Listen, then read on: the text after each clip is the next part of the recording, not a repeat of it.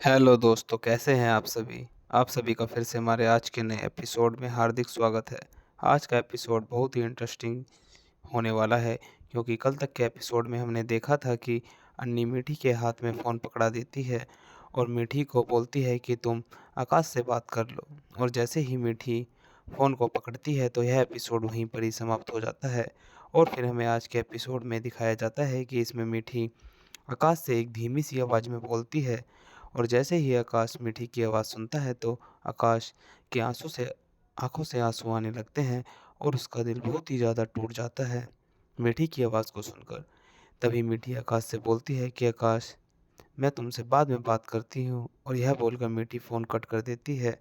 जैसे ही phone cut हो जाता है तो आकाश सोचने लगता है कि मीठी को यह सब क्या हो गया है? वह अपनी ज़िद पर क्यों अड़ी हुई है?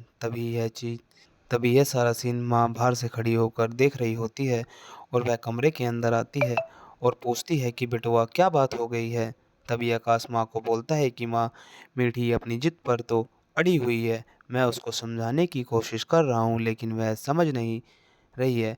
और तभी आकाश बोलता है कि उसे जो करना है माँ, उसे करने दो। मैं अब उसके बारे में ज़्यादा नहीं सोचूँगा। कोई भी बात नहीं बोलूँगा माँ। मैं एक रात उसके बिना रह सकता हूँ और रह भी लूँगा। और यह सारी बातें माँ से बोल रहा होता है आकाश। तभी माँ बोलती है कि बेटा, तू ज़्यादा टेंशन मत ले। ऐसा कर, तू नीचे आकर खाना खा ले। लेकिन आकाश खाना खाने के लिए माँ को मना कर देता है कि मुझे माँ, भूख नहीं लग रही है। और बोलता है कि माँ, तुम चली जाओ, मैं बाद में खाना खा लूँगा। और जैसे ही माँ वहाँ से जाने को होती है तो माँ सोचने लगती है कि बेटा, तेरे लिए यह जुदाई बहुत ही ज़रूरी है, क्योंकि तुझे अपनी अभी तो इन सब चीज़ों का अफ़सोस होगा, लेकिन इसी में पूरे परिवार की भलाई है। और यह बोलकर यह सीन वहीं पर ही समाप्त हो जाता है। और फिर हमें अगले सीन के अंदर मीठी को भी दिखाया जाता है जो एनी के साथ बस स्टैंड पर खड़ी होती है। मीठी बहुत ही ज़्यादा परेशान लग रही होती है और फिर एनी के साथ बस में जैसे ही बैठती है और वहाँ से निकल जाती है और वह आकाश के बारे में ही सोच रही होती है। तभी एनी भी मीठी को मीठी की ओर देखती है और उसे देखकर एक किस्सा याद आ जाता है, जब पहले एक चोल में रहा करते थे, जब वह ऐसे ही अपने घर को छोड़कर जा रहे थे। जैसे ही तब मीठी आकाश के घर को छोड़कर जा रही है और तभी एनी को यह सारी बातें अंदर ही अंदर लग रही होती है। तभी हमारा सीन दूसरी ओर शिफ्ट हो जाता है, जहाँ पर आकाश भी मीठी के बारे में सोच रहा होता है। वह अपने आप से बोलता है कि मैंने कौन-सी गलत चीज़ माँग ली है मीठी तुमसे, कि मीठी, मैंने तो बस तुमसे इतना ही बोला था ना कि मुझे अपना पहला बच्चा अपना ही चाहिए, मुझे बच्चों को गोद नहीं लेना है। तो इसमें बुरा मानने वाली कौन-सी बात थी? तो मीठी बिल्कुल भी मेरी चीज़ों को नहीं समझ रही है और उसे फीलिंग को भी समझना चाहिए था ना। और यह सारी बातें आकाश अपने मन ही मन में सोच रहा होता है। तभी हमारा सीन मुक्ता की ओर शिफ्ट हो जाता है, जो मार्केट में सामान लेने के लिए आई होती है। जैसे ही वह रोड क्रॉस करने को होती है तो रेड लाइट पर उसे एक बस दिखती है और रेड लाइट पर खड़ी एक बस जैसे ही दिखती है तो उसी बस के अंदर मीठी बैठी होती है। जैसे ही मुक्ता का ध्यान मीठी की ओर जाता है तो मुक्ता मीठी को जैसे ही आवाज़ लगाने को होती है तो रेड लाइट ग्रीन हो जाती है और बस वहाँ से निकल जाती है। मुक्ता ज़ोर-ज़ोर से मीठी का नाम पुकारने लगती है, लेकिन उनकी आवाज़ मीठी नहीं सुन पाती है। तभी मुक्ता मीठी को कॉल करती है, लेकिन मीठी मुक्ता की कॉल को नहीं उठाती है और कॉल को कट कर देती है। तभी मुक्ता ऑटो में बैठकर उस बस का पीछा करने लगती है और फिर मुक्ता सोचती है कि अगर मीठी कॉल नहीं उठा रही है तो कुछ ना कुछ तो बात हुई है। मैं आकाश को ही फ़ोन करती हूँ और उसी से ही पता करती हूँ कि क्या बात हुई है। तभी मुक्ता आकाश को कॉल कर देती है और वह बालकनी पर खड़ा होता है आकाश। तभी रूम के अंदर कजरी भी आ जाती है। वह आकाश के फ़ोन को जैसे ही बजते हुए देखती है तो वह उस फ़ोन को उठाती है और देखती है कि उसके फ़ोन पर तो मुक्ता की कॉल आ रही है और वह उस फ़ोन को लेकर आकाश के पास चली जाती है, जो आकाश बालकनी के ऊपर खड़ा होता है, और उसको पकड़ा देती है और बोलती है कि आपके नंबर पर काफ़ी देर से मुक्ता की कॉल आ रही है। जैसे ही आकाश कॉल को उठाता है तो उधर से मुक्ता बोलती है कि आकाश, तुम दोनों के बीच में सब चीज़ें ठीक है ना? तभी आकाश बोलता है कि मीठी जो करना चाहती है उसे करने दो मुक्ता, मैं उसको समझाकर परेशान हो गया हूँ। लेकिन आकाश की बात मुक्ता को समझ नहीं आ रही होती है कि आकाश क्या बोलना चाह रहा है। तभी आकाश बोलता है कि मुक्ता, मुझे पता है कि मीठी तुम्हारे पास ही है और वह बिना बात की चीज़ें बेकार कर रही हैं और मुझसे नाराज़ होकर बैठ गई है। तभी मुक्ता बोलती है कि आकाश, मीठी मेरे पास नहीं है। मीठी को तो मैंने अभी बस में बैठकर शहर से बाहर जाते हुए देखा है। और जैसे ही आकाश मीठी की यह बात सुनता है कि वो तभी वह परेशान हो जाता है और बोलता है कि क्या बोला मुक्ता तुमने कि मीठी बाहर जा रही है? सच में मुझे तो लगा कि वह तुम्हारे पास आई है। तभी मुक्ता बोलती है कि नहीं आकाश, मीठी मेरे पास नहीं आई है। वह तो अन्नी के साथ में बैठकर इस शहर से बाहर जा रही थी। तभी आकाश मुक्ता की कॉल कट कर देता है और नीचे की तरफ जैसे ही जाने को होता है, तभी हमें कजरी को दिखाया जाता है। कजरी मीठी की वह सारी बातें सोचने लगती है जब मीठी किचन में आकर उसको बोल रही थी कि मैं इस घर को छोड़कर चली जाऊंगी, लेकिन तुम अपना अपना और इस परिवार का ख्याल अच्छे से रखना और तुम आतिशगढ़ बिल्कुल भी मत जाना। कजरी को समझ आता है कि मीठी दीदी यह सब बातें क्यों बोल रही थी। तभी हमारा सीन आकाश की ओर शिफ्ट हो जाता है, जो नीचे हॉल में आकर मैया से बोलता है कि मैया, मीठी घर छोड़कर चली गई है।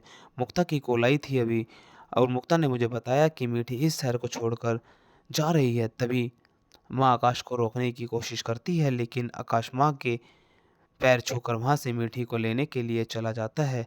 और तभी हमें कजरी को भी दिखाया जाता है, जो नीचे आती है और माँ से बोलती है और वह माँ से बोलती है कि मैं ही आकाश को फ़ोन पकड़ाया था, क्योंकि आकाश के फ़ोन पर मुक्ता की कॉल आ रही थी और मैं जानती हूँ कि आकाश मीठी से कितना ज़्यादा प्यार करते हैं और वह ज़रूर उसको इस घर में लेकर फिर से आएँगे।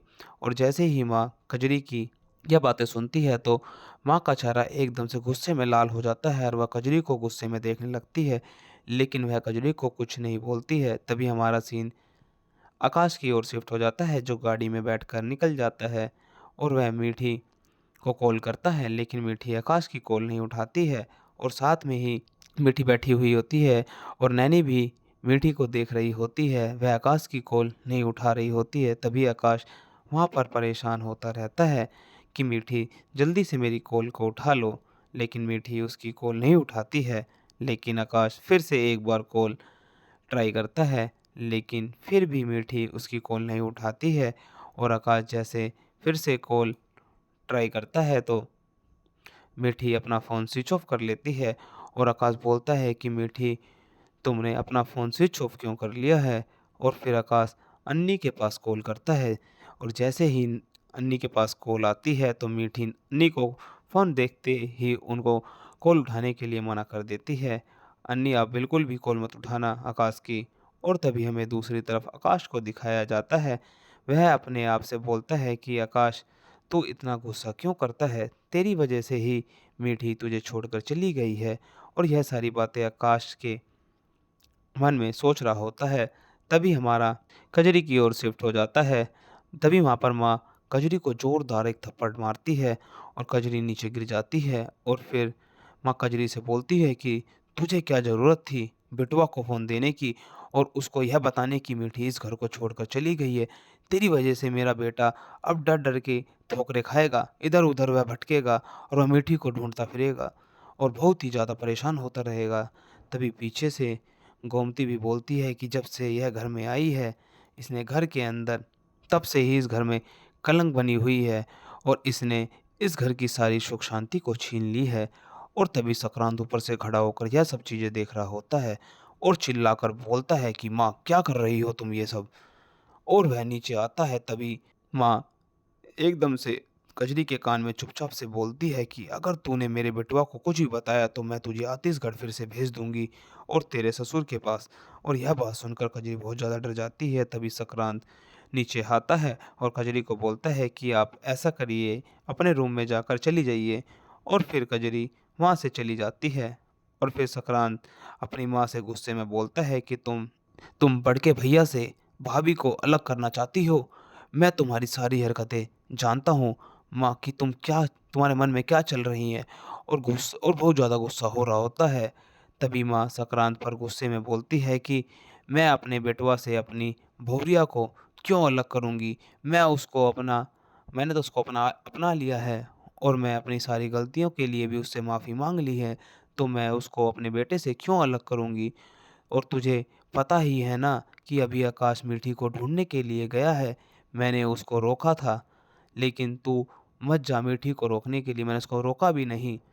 तभी संक्रांत बोलता है कि तू मीठी और ना मुझे तो तुझ पर शक हो रहा है। तभी माँ बोलती है कि तू मेरा बेटा ही है ना, मुझे तो तुझ पर शक हो रहा है।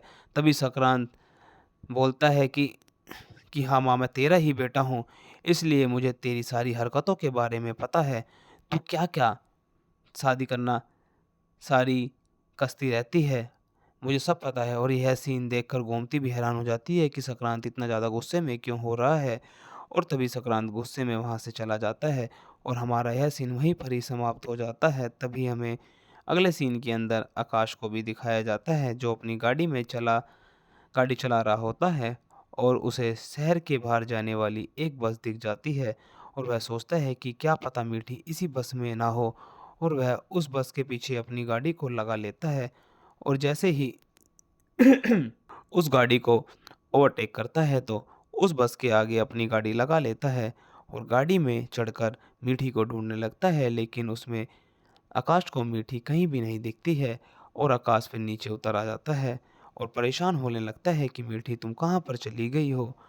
तभी आकाश सोचने लगता है कि जब मीठी ने मुझे कॉल पर बात की थी, तो मुझे उसको बोलना चाहिए था कि तुम वहीं पर ही रुको, मैं तुम्हें वहीं पर स्टैंड पर लेने आ रहा हूँ और तुम्हें वहाँ से जाने की कोई भी ज़रूरत नहीं है और तुम कहीं नहीं जा रही हो, मेरी मीठी।